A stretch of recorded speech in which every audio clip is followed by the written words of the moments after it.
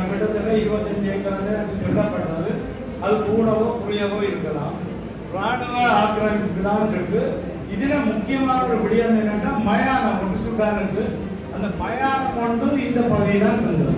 இன்றைக்கு மயானத்தை கூட கேரளாவுக்கு போக வேண்டிய இந்த மக்கள் இத்தனை கிலோமீட்டர் கடந்து போய் தங்களுடைய உறவுகளின் உடல்களை இறந்தவர்களின் உடல்களை எரிக்கிறதுக்கு போய் இப்பதான் கஷ்டப்படுத்துறீங்களோ என்றதை அரசாங்கம் சொல்லணும் ஒன்று. மிக விரைவில் சுடலை மயான சுடலையும் அந்த காணிகளும் விடுவிக்கப்படும் உருசுடான் நகருக்குரிய காணியாக கொடுக்கப்படும். அது சம்பந்தமா நாங்கள் யோசிக்க தேவையில்லை. விடுவிக்கப்பட்டால் நல்லது. 25 ஏக்கர் அதாவது உருசுடான் சந்தி அந்த பகுதியில 25 ஏக்கர் முழுமையாகவே ராணுவத்திற்கு உட்பட்டு இருக்கிறது.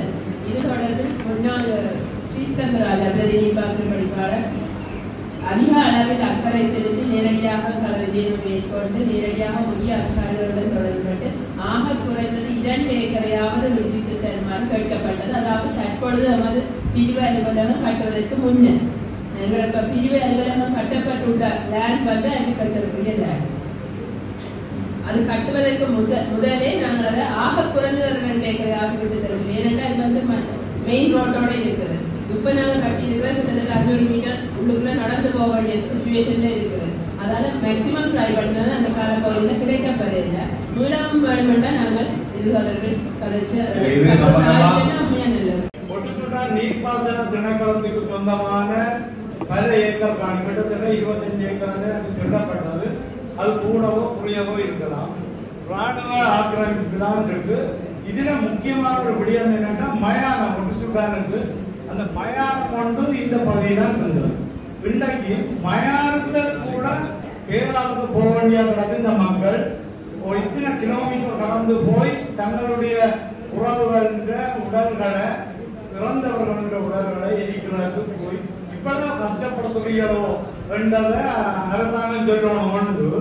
மற்றது ராணுவம் வந்து இன்றைக்கு முந்தி இருந்த நிலைமை வேறு. இப்ப வந்து இந்த காணிகளை விடுவிக்க முக்கியமா இந்த சுடலை மயானம் விடுபட வேணும் உடனே. மற்றது இது வந்து திணைக்களத்துக்கு சொந்தமான காணி. ராணுவ மூலம் விடுவிக்க தேவையில்லை. ராணுவ மூலமா அகற்றி திணைக்களத்துக்கு சொந்தமான காணிகளும் விடுபட வேணும். முதல் இந்த மயானம் மக்கள் என்னப்பா இப்ப இறக்கிற மக்களை இப்ப தூரத்துக்கு கொண்டு போய் அந்த பகுதிக்கு அந்த மயானம் இருக்கட்டும். ஆனா இந்த ஒட்டுசுட்டான் இந்த பகுதியில இந்த மயானம் உடனே விடுபடும். இதுக்குரிய பதில இப்ப சொல்லுங்க.